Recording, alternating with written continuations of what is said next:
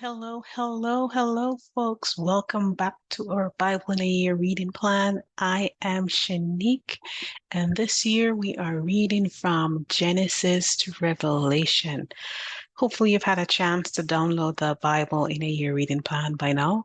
If not, in the description, you will find the link to the plan that we're using. It's totally free for you to download and add it to your favorite binder and just use your binder to add your notes on a daily basis. In a year, you'll be amazed at the journey that you went through in a year. You have something visual that you can look back on. We also have some reflection questions, some weekly reflection questions as well that you can download and use each week after each study. So feel free to just hop into the description below and you'll find links to those resources. So today, folks, we have a lot of family drama happening, and hopefully you've had a chance to dive into today's passage.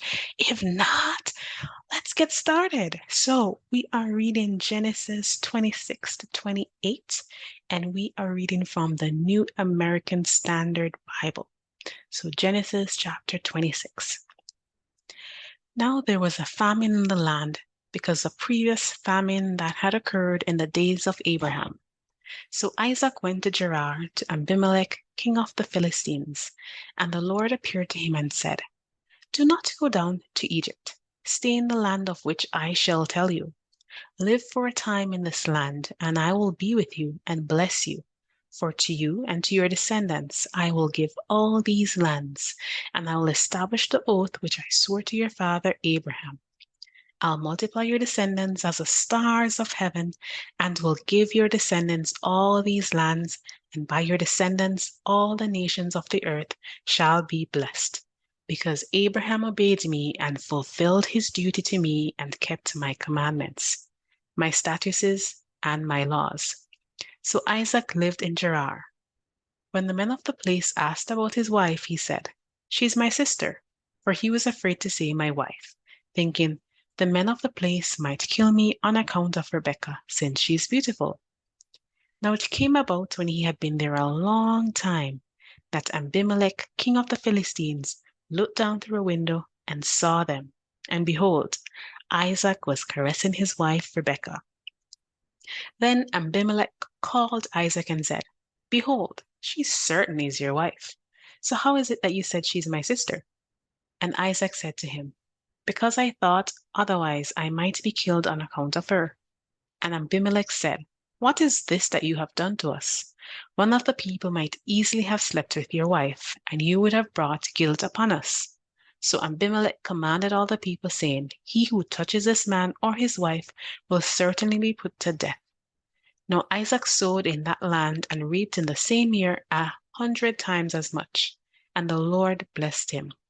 And the man became rich and continued to grow richer until he became very wealthy, for he had possessions of flocks and herds and a great household, so that the Philistines envied him. Now all the wells which his father's servants had dug in the days of his father Abraham, the Philistines stopped up by filling them with dirt. Then Abimelech said to Isaac, "Go away from us, for you are too powerful for us." So Isaac departed from there and camped in the valley of Gerar and settled there. Then Isaac dug again the wells of water which had been dug in the days of his father Abraham, for the Philistines had stopped them up after the death of Abraham, and he gave them the same names which his father had given them. But when Isaac's servants dug in the valley and found there a well of flowing water, the herdsman of Gerar quarreled with the herdsman of Isaac, saying, "The water is ours." So he named the well Esek, because they argued with him. Then they dug another well, and they quarreled over it too, so he named it Sitnah. Then he moved away from there and dug another well, and they did not quarrel over it, so he named it Rehoboth.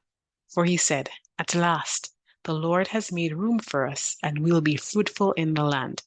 And he went up from there to Beersheba, and the Lord appeared to him the same night and said, "I am the God of your father Abraham. Do not fear, for I am with you. I'll bless you and multiply your descendants for the sake of my servant Abraham." So he built an altar there and called upon the name of the Lord, and pitched his tent there, and there Isaac's servants dug a well. Then Abimelech came to him from Gerar with his adviser Ahuzzath, and Phicol, the commander of his army. Isaac said to him, Why have you come to me, since you hate me, and have sent me away from you?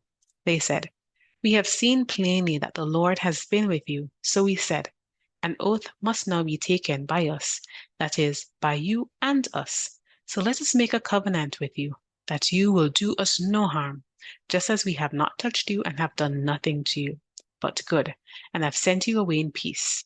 You are now the blessed of the Lord. Then he made them a feast, and they ate and drank. In the morning they got up early and exchanged oaths. Then Isaac sent them away, and they left him in peace. Now it came about on the same day that Isaac's servants came in and told him about the well which they had dug, and said to him, We have found water. So he called it Sheba. Therefore the name of the city is Beersheba to this day. When Esau was 40 years old, he married Judith, the daughter of Beeri the Hittite, and Basemath, the daughter of Elon the Hittite, and they brought grief to Isaac and Rebekah. Chapter 27. Now it came about when Isaac was old, and his eyes were too dim to see, that he called his older son Esau and said to him, My son. And he said to him, Here I am. Then Isaac said, Behold, now I am old, I do not know the day of my death. Now then, please, take your gear, your quiver, and your bow, and go out to the field and hunt game for me, and prepare a delicious meal for me, such as I love, and bring it to me, that I may eat, so that my soul may bless you before I die. Now Rebekah was listening while Isaac spoke to his son Esau. So when Esau went to the field to hunt for game to bring home, Rebekah said to her son Jacob, Behold, I heard your father speaking to your brother, your Esau, saying, Bring me some game and prepare a delicious meal for me, so that I may eat and bless you in the presence of the Lord before my death. So now, my son, listen to me as I command you. Go now to the flock and bring me 2 choice young goats from there, so that I may prepare them as a delicious meal for your father, such as he loves. Then you shall bring it to your father, that he may eat, so that he may bless you before his death.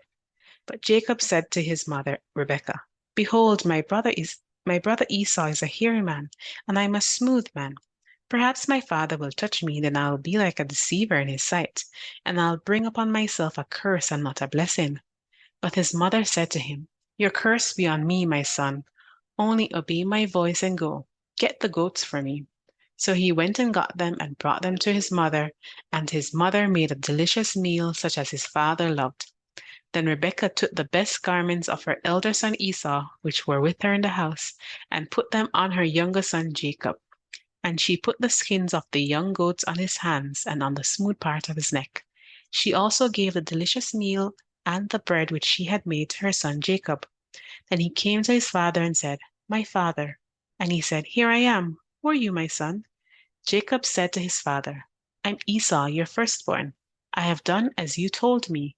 Come now, sit and eat of my game, so that you may bless me. Isaac said to his son, How is it that you have it so quickly, my son? And he said, Because the Lord your God made it come to me. Then Isaac said to Jacob, Please come close, that I may feel you, my son, whether you really are my son Esau or not. So Jacob came close to his father Isaac, and he touched him and said, The voice is the voice of Jacob, but the hands are the hands of Esau. And he did not recognize him, because his hands were hairy like his brother Esau's hand. So he blessed him, and he said, Are you really my son Esau? And he said, I am. So he said, Bring it to me, and I'll eat of my son's game, that I may bless you. And he brought it to him, and he ate. He also brought him wine, and he drank. Then his father Isaac said to him, Please come close and kiss me, my son. So he came close and kissed him. And when he smelt the smell of his garments, he blessed him and said, See, the smell of my son is like the smell of a field which the Lord has blessed. Now may God give you of the dew of the heaven and of the fatness of the earth, and an abundance of grain and new wine. May people serve you and nations bow down to you. Be masters of your brothers, and may your mother's sons bow down to you. Cursed be those who curse you, and blessed be those who bless you. Now it came about as soon as Isaac had finished blessing Jacob, And Jacob had hardly gone out from the presence of his father Isaac, that his brother Esau came in from his hunting. Then he also made a delicious meal and brought it to his father. And he said to his father, "Let my father arise and eat of his son's game, that you may bless me." His father Isaac said to him, "Who are you?" And he said, "I am your son, your firstborn Esau." Then Isaac trembled violently and said, "Who then was he who hunted game and brought it to me, so that I ate from all of it before you came and blessed him? Yes, and he shall be blessed." When Esau heard the words of his father, he cried out with an exceedingly great and bitter cry, and said to his father, "Bless me, me as well, my father." And he said, "Your brother came deceitfully and has taken away your blessing." Then Esau said, "Is he not rightly named Jacob? For he has betrayed me these 2 times.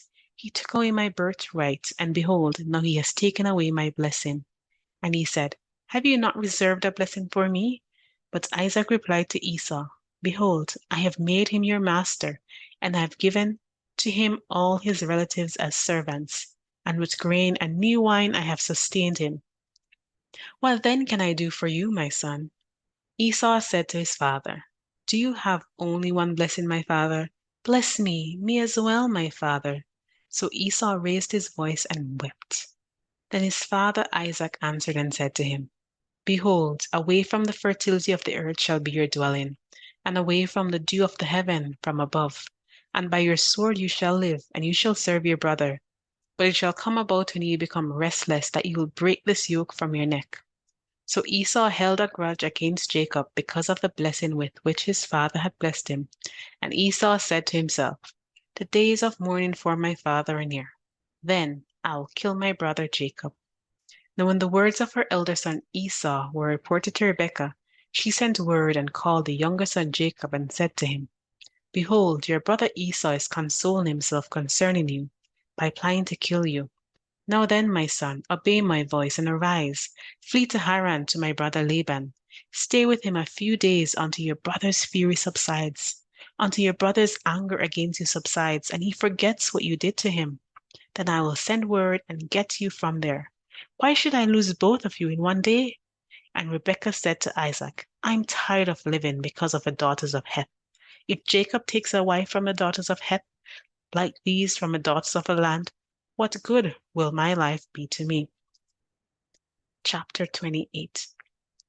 So Isaac called Jacob and blessed him, and commanded him, saying to him, "You shall not take a wife from the daughters of Canaan.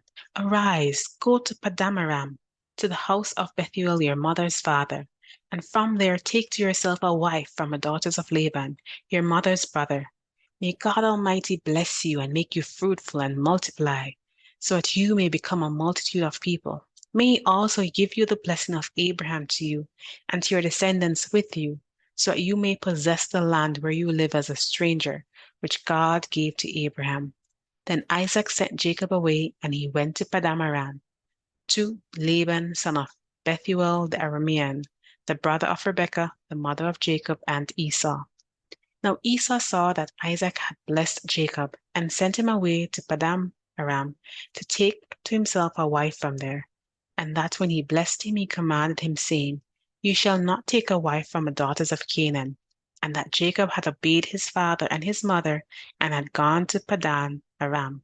So Esau saw that the daughters of Canaan displeased his father Isaac.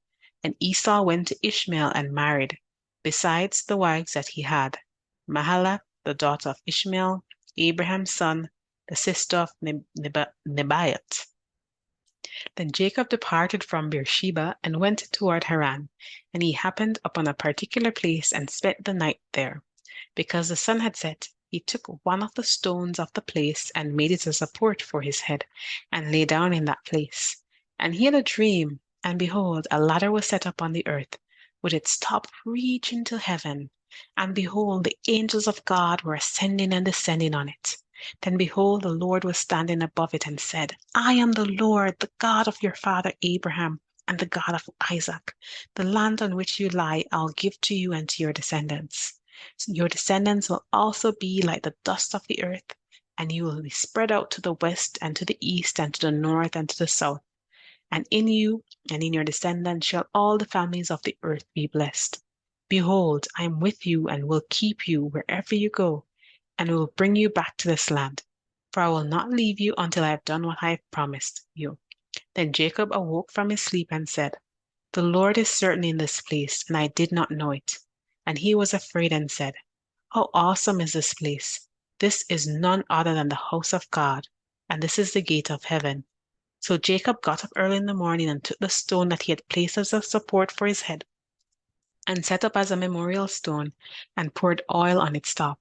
Then he named that place Bethel, but previously the name of the city had been Luz. Jacob also made a vow, saying, "If God will be with me and will keep me on this journey that I take, and give me food to eat and garments to wear, and I return to my father's house in safety, then the Lord will be my God, and this stone which I have set up as a memorial stone will be God's house, and of everything that you give me, I assuredly give a tenth to you." Okay, and that is our reading for today. So in chapter 26, we see the Lord appearing to Isaac and just reminding him of the covenant that he made with his father Abraham. In verse 3, it says, "For I will give you all these lands to you and your offspring, and I'll confirm the oath that I swore to your father Abraham.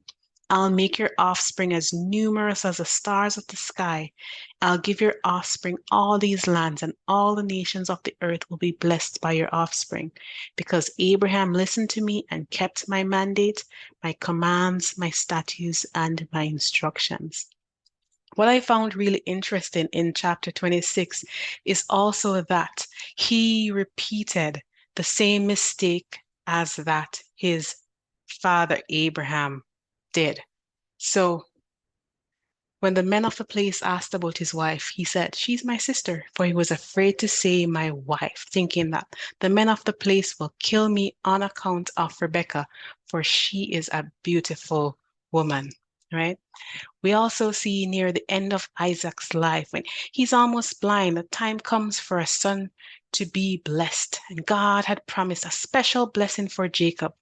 But it seems that Isaac did not want to follow God's plan. So in the meantime, Rebecca made a plot of her own to ensure that Jacob would be the one to receive her blessing. All the members in the family had their own sin and their own plan.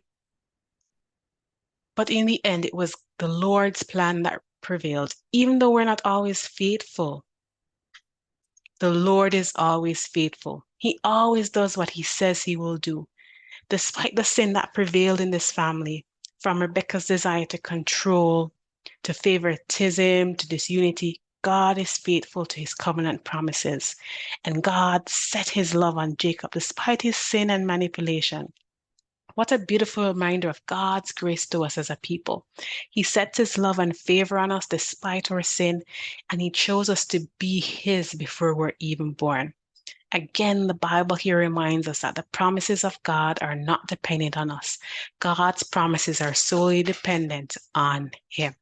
Okay, and that is our episode for today. I hope you enjoyed today's episode. Once again, I encourage you to subscribe so you're notified whenever a new episode in our Bible in a Year reading plan drops. Thank you so much for joining us. Have an awesome day.